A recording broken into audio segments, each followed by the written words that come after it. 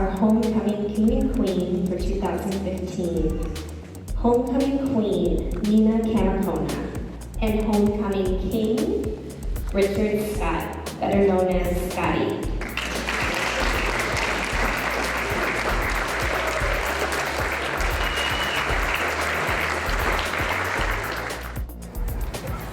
Senior class of 2015.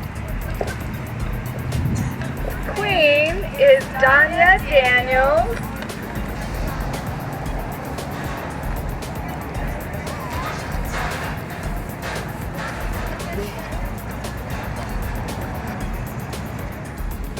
And the king is Chris Garcia. Round of applause.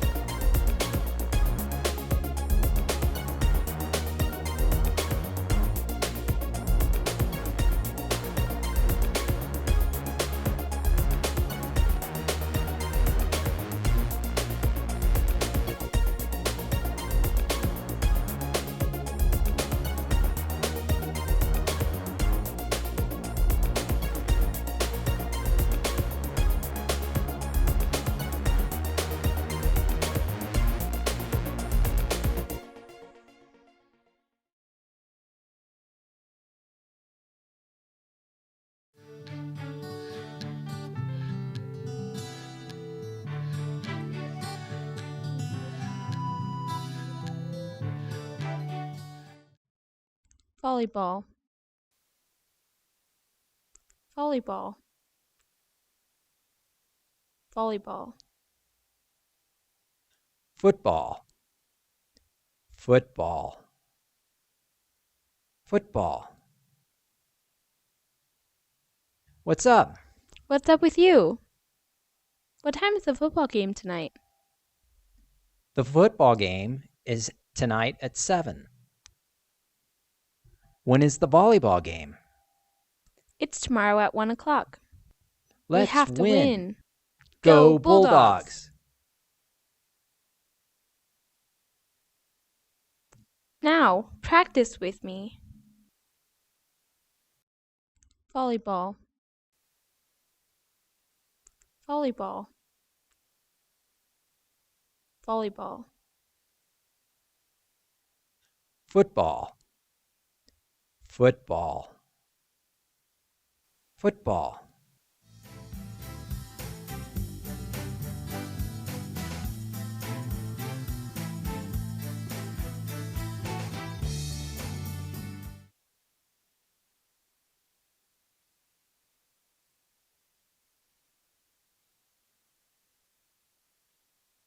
Title: The Colorado School for the Deaf and the Blind presents Leaving a Legacy for Special Needs Families with Paul Mason, attorney.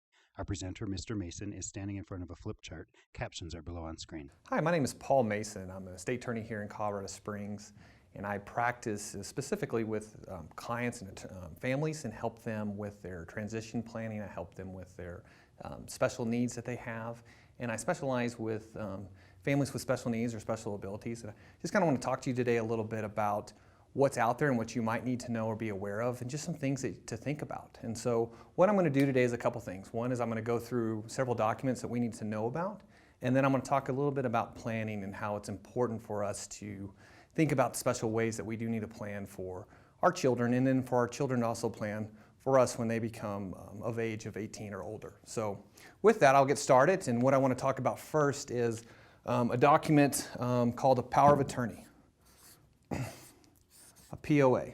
Now, a power of attorney, there's more than one kind. A general power of attorney can allow someone to have complete access, and when we talk about power of attorney, when we talk about access, we talk about financial or legal capacity. So someone with a power of attorney, what they would be able to do is to be that person, to legally sign or act for that person. And so what we would use a power of attorney for is, let's say, a husband and wife. Husband wants to be able to go out of town or has something business trip, and the spouse needs to be able to sign for them. With the spouse having a power of attorney, they would be able to do that. Why is this important? Well, if you're not able to sign for that person and you're signed or a part of on that document or for that contract, that person wouldn't be able to sign. Think of cable bill. Either your husband puts it in place or your wife puts it in place and you try to get something changed, they want to speak to that person. It can be a very big problem if somebody becomes incapacitated. And so when you talk about power of attorneys, there's two types. There's one called a springing power of attorney and one called a standing power of attorney. A standing power of attorney, as soon as we sign the document, it stands. It means it's alive. So if I have a standing power of attorney for my wife and I'm gone, she can be me however she needs to. A springing power of attorney means upon incapacitation. Something happens and it springs to life. Things to think about. For most of the time for husbands and wives, we use a power of attorney, a standing power of attorney. For children who have maybe younger kids or adults, then what we would need to do is be able to maybe spring it to life. And so some things we want to talk about today is why it's important for parents to be thinking of this, and then why is it for children turning 18 to 21, 24 in that area. Well, if a child becomes of age, so from age 18 to 20, and they start to no longer have to be under the guardianship of their parent, it can be very important that we put a power of attorney in place for that person so that they can sign for that person. So like if I'm 18 and something happened to me, I'm in an accident or I'm not able to do something, I need for my parents to be able to sign for me. Also, if I'm the parent and something happens to me, I need either my spouse to sign or I need a backup person to sign, not just for me, but also for my dependents who might need to be able to act and have that ability to sign, because if I'm under than 18, I can't sign a contract. My parent or guardian has to be able to sign that. So that's one thing when we talk about a power of attorney. A healthcare power of attorney, very similar to a power of attorney. And what this document does is it allows a person to make healthcare decisions for you. And thing to think about is both my spouse probably wants to make that decision or who that backup is. But if I'm a child, I need to be able to make sure I tell which parent or which parents I want to be able to make that decision for me. Now, when I say child, I mean 18 or over. If I'm a child of that the parent, because I might have one parent that I want to be able to make that decision, and the other one I don't want to make decisions. So those are the documents we want to make sure we have in place. The other document we want to place is a living will. Think of the Sanchez case out of Florida. This was the case where a young couple, she gets into an accident, and what happened was she was incapacitated. The husband spent many, many years trying to get her better and was not able to. And so what the husband finally made a decision was, it's time to end artificial nutrition, take her off of this vegetative state. Her parents got involved and said no. Many, many years went by until finally he won. They pulled out the feeding tube. A week went by. President issued a stay. Tube went back in. It was another year before they could let her go. So it's important for us to be thinking about that, but also for our children. You know, children want to be thinking about, do I want to be in that place, and what if I have spouses or parents that think differently, or even grandparents? So it's something for people to be thinking about. And again, when I say children, I meant 18 or older. Another document we want to think about is, and this is very important, is a document called a HIPAA, HIP authorization. HIPAA was a law passed by Congress in about 2006 that said we need to protect medical information. It's very, very important. So for me, I'm going to have my wife be able to have access to my medical information. If I have children that are old enough, I would want to give them access, and maybe my parents. If I'm an 18-year-old to 24-year-old, I want to make sure my parents have access, maybe my siblings, maybe a grandparent. but we have to let people know who we want to have access to. So when we start talking about estate planning or planning for the future, these documents are extremely important to have in place, both for parents, but also for children who are transitioning from childhood to adulthood. And so I'm going to kind of put a box around those because those are documents that we're going to need.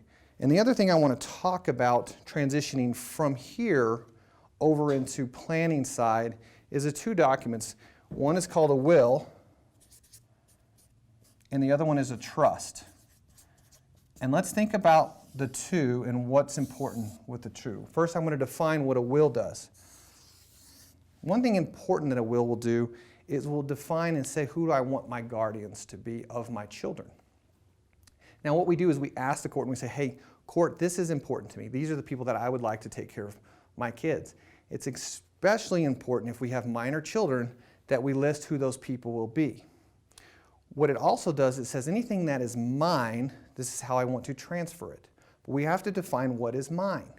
With a will, there are a lot of things that you would think that are yours, but they don't necessarily get controlled by a will, such as retirement accounts, 401ks, IRAs, those things have beneficiaries.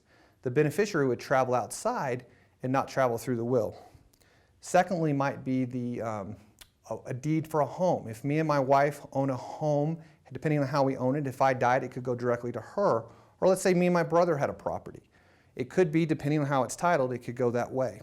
There's also things called paid on death accounts and those kind of things. But what a will says, anything that are not those kind of property, so let's say I have a joint bank account, that would go to however the will says. The thing to think about here, though, is minors. If I have children, and if I have children that are not of age, I can't leave them property. So a child under 21 years old, I'm not capable of leaving them property. What I would do if I left it to them, it would go into conservatorship. And that means the courts puts a big wall around it. There's someone in charge of it. Not the guardian, but someone else. And they dictate how I can invest it or how I can put it to work.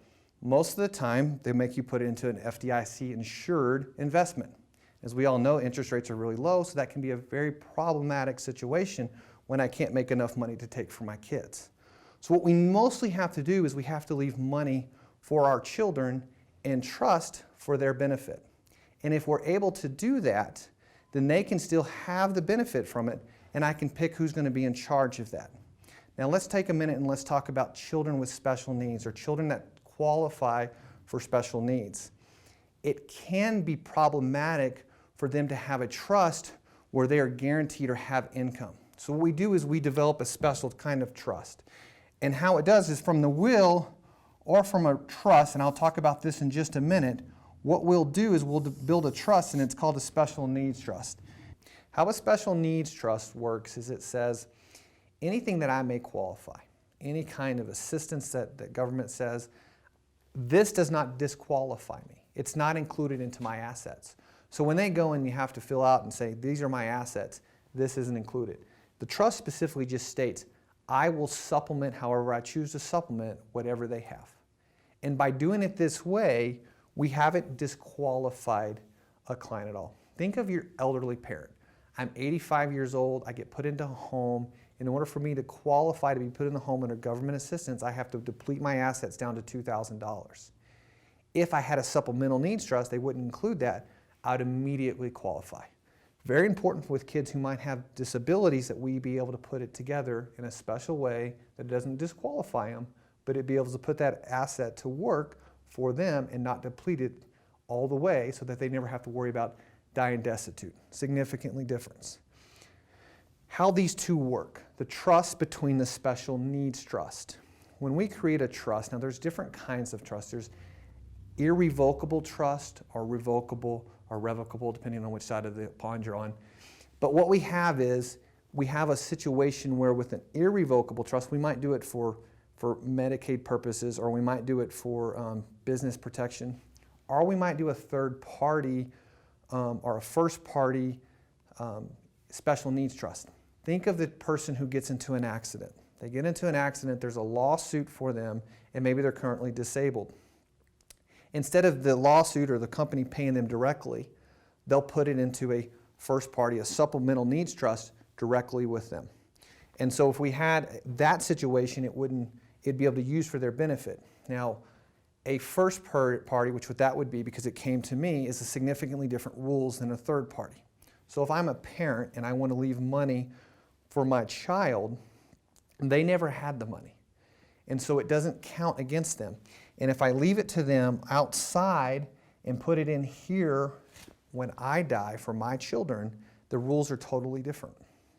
So that's what we want to make sure that we're doing, is specifically putting it together for their benefit. When we talk about a revocable trust or a living trust, this is a changeable. It's a relationship I have with my things, but I add it where I put it to trust. The best way I've been able to define it is when you think of Steve Jobs. If you think of Steve Jobs owned Apple. He started Apple in the early 70s. When you think of them two, you think of them together. Now, it's a little different because it's a business and not a relationship, but same kind of concept. Steve Jobs eventually got sick, and he had to step away from Apple. When he stepped away from Apple, Apple kept producing iPhones, kept producing iPads, kept doing its thing until finally he got a little better. He came back, helped them out, and then he got really sick and finally passed away, but Apple kept doing its thing. We can do the same thing with our stuff. We can create a trust now, a revocable living trust for our things. We title all our assets into the trust. We make the beneficiaries the trust.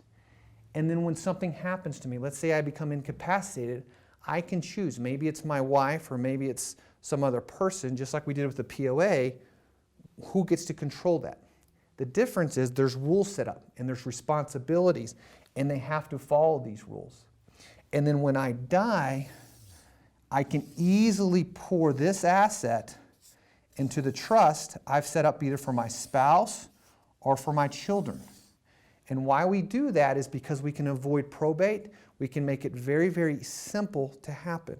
And I'm going to have to create a trust. I have young children who can't take, or I have special needs children. I have to be able to create it, and I can do it in such a way that makes it very, very simple. I can name a life insurance policy.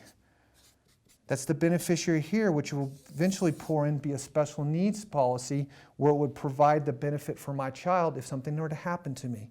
This is a significantly needed planning if I have children who I need to think about taking care of or be able to provide assets for a long time. Also, I'm able to design these in such a way where my children, maybe I want them to eventually be able to take over the asset, but I don't necessarily want them at 21. If you think about it, if I had lost both my children, both my parents, and I turned 21 and someone would have handed me a checkbook, I'm pretty sure Europe might have been different. What we want to be able to do is be able to help that child transition from childhood to adulthood and not hurt them by giving money, but also use that money to help them and take care of them. So when you're thinking about estate planning or you're thinking about what do I need to do, first you're going to make sure you have the documents in place. And then you're going to need to be able to design your plan in such a way that takes care of my children. And if I have a child who's reached the age of 18 and is now becoming an adult, what I need to make sure that I'm doing is helping that child transition into adulthood and still allow me as the parent to be able to do the things that I might need to be able to do for them, but do it in such a way that allows the decisions that they want and allows it legally to be able to happen.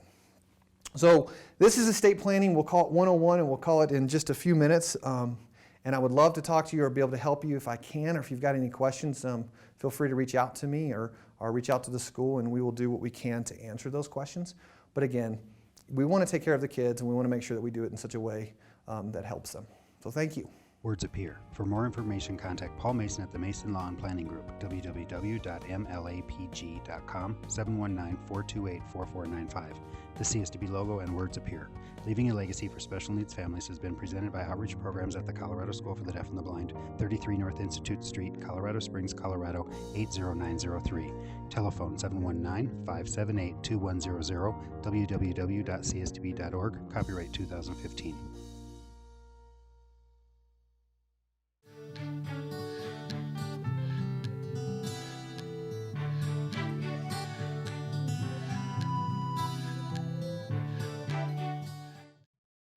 Volleyball. Volleyball. volleyball, football, football, football. What's up? What's up with you? What time is the football game tonight? The football game is tonight at 7. When is the volleyball game? It's tomorrow at 1 o'clock. Let's We have to win. Go Bulldogs! Now, practice with me. Volleyball, volleyball, volleyball, Football, football, football.